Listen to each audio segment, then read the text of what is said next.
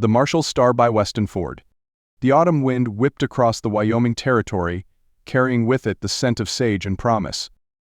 Sarah Mitchell stood on the weathered porch of her father's general store, her honey-blonde hair dancing in the breeze, as she watched the approaching dust cloud that signaled a rider heading into town.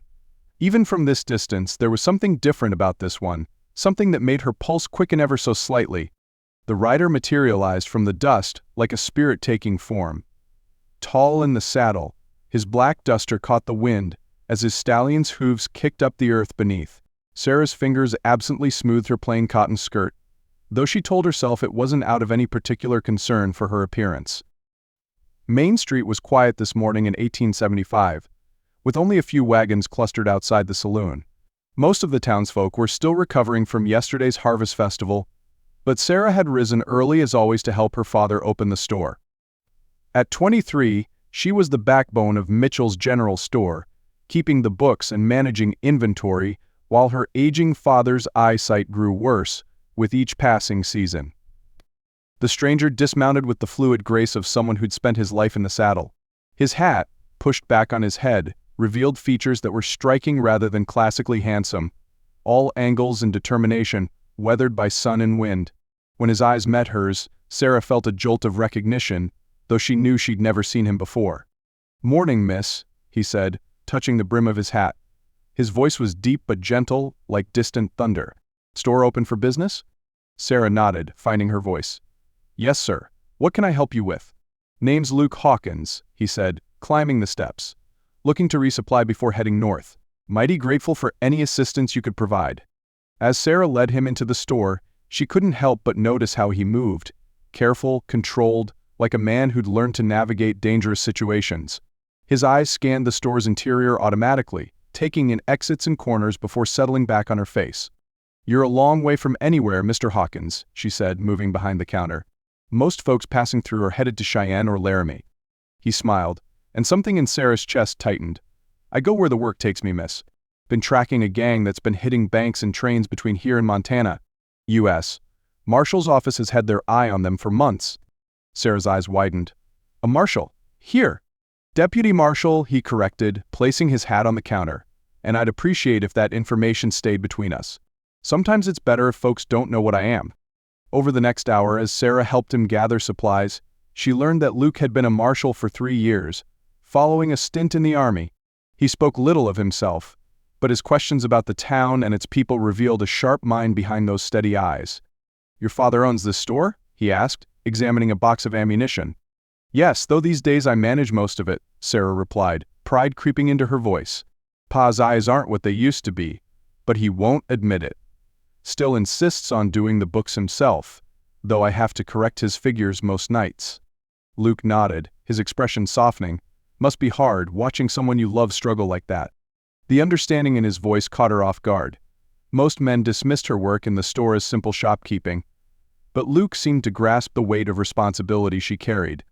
As she wrapped his purchases, the door burst open. Sarah's younger brother Tommy, all of 12 years old, rushed in. "Sarah, Pa needs you at the house. He's fallen."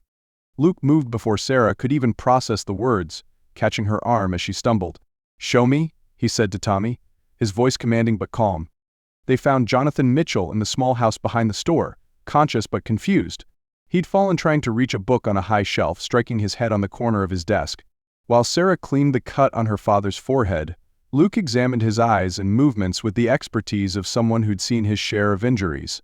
"Seems like a mild concussion," Luke said finally. "He should rest for a few days, avoid reading, or anything that strains his eyes." Sarah's father grumbled but submitted to being helped to bed. Once he was settled, Sarah found herself alone with Luke in the small parlor, the afternoon sun casting long shadows through the windows. "Thank you," she said softly. "Not many strangers would have helped like that." "Glad to help," he replied, his eyes meeting hers with an intensity that made her breath catch. Over the next few days, as her father recovered, Luke found reasons to stay in town. He helped Sarah run the store, his presence deterring the local troublemakers who sometimes tried to take advantage of what they saw as an easy mark. In the evenings they would sit on the porch, talking as the sun painted the sky in shades of gold and purple. Sarah learned about his childhood in Missouri, his time in the army during the final years of the war, and the loss of his parents to cholera that had set him on his current path. In turn, she told him about her mother's death when Tommy was born, about her dreams of expanding the store, and her secret passion for astronomy, sparked by a book of star charts her father had ordered by mistake. "You're different from any woman I've known," Luke said one evening as they watched the first stars appear. "Most would have sold the store, married some local fellow, let someone else shoulder the burden." Sarah smiled, though there was a touch of sadness in it. Most men don't want a wife who can calculate profit margins better than they can. Besides, this store is more than just a business. It's my father's legacy, my mother's dream. I couldn't bear to see it in someone else's hands. Luke was quiet for a long moment. "The gang I'm tracking," he said finally. "They're getting closer. 2 days ago they hit a bank in Casper. It's only a matter of time before they make their way here." Sarah's heart clenched. "Is that why you've stayed, to protect the town?" "Partly," he admitted. "But mostly I've stayed because leaving gets harder with each passing day." The words hung between them, heavy with meaning. Sarah turned to face him, finding his eyes already on her face. When he kissed her, it was gentle but sure, like everything else about him. The gang arrived 3 days later, just before dawn. Luke had prepared the townspeople, positioning armed men strategically around the bank and store. When the shooting started, Sarah found herself in the thick of it, loading spare rifles for Luke and the others as they drove the outlaws back. In the end, it was Sarah's knowledge of the town's back alleys that helped Luke and the hastily deputized townsmen corner and capture the gang. As the dust settled and the prisoners were secured, Luke found her checking on her father and brother, who had been safely hidden in the store's cellar. "I have to take them to Cheyenne," he said, his voice rough with emotion. "It's a 2-week ride there and back." Sarah met his gaze steadily. "I know. The store will be here when you return." She paused, gathering her courage. "And so will I." His smile was like the sun breaking through clouds. "Sarah Mitchell, when I come back, I aim to court you properly. With your father's permission, of course." "My father's permission?" Sarah laughed. "Luke Hawkins, I run this store and half this town. If you want to court me, you'll need my permission." He pulled her close, mindless of the townspeople watching. "And do I have it?" "Come back alive," she whispered against his chest, "and you'll have your answer."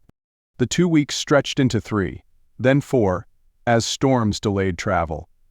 Sarah kept the store running, expanded their inventory, and at night, traced the constellations she'd memorized, thinking of Luke somewhere out there under the same stars.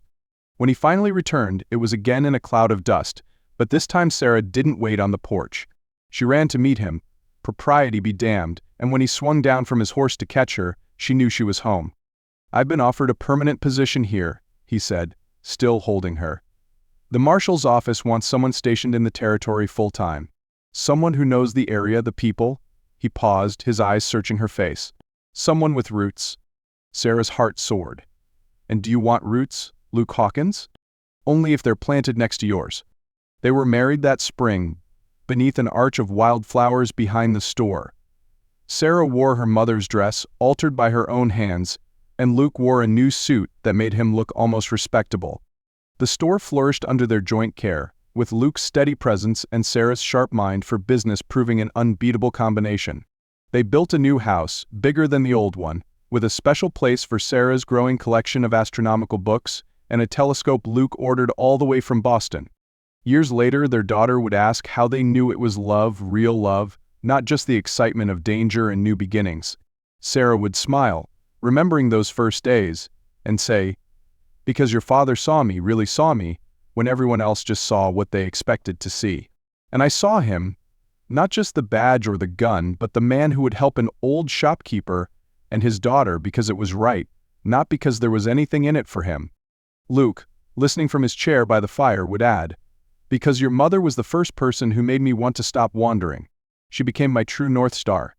And Sarah would reach for his hand, just as she had that day on the porch, when the autumn wind carried the scent of sage and promise, and a stranger rode into town to find his heart's home.